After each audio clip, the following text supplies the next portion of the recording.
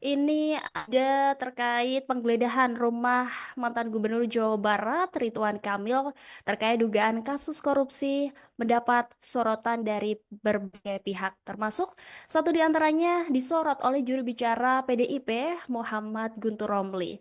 Dalam pernyataannya, juru bicara PDIP itu menyebut tindak KPK menggeledah rumah Ridwan Kamil disebut hanyalah sebuah drama. Menurutnya, nasib Ridwan dan aman selama masih di dekat Presiden RI Joko Widodo. Sebelumnya, seperti diketahui oleh Tribunner juga, KPK telah menggeledah Ridwan Kamil terkait dengan kasus korupsi bank.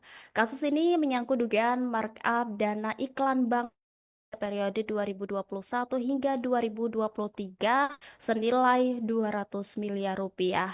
BPK sendiri juga menemukan adanya kebocoran.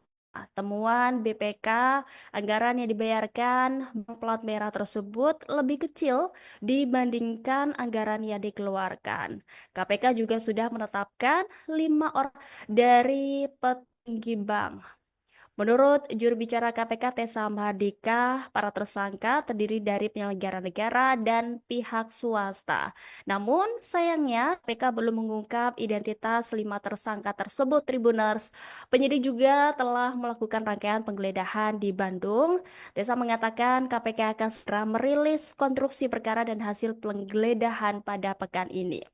Download Tribun X sekarang, menghadirkan lokal menjadi Indonesia.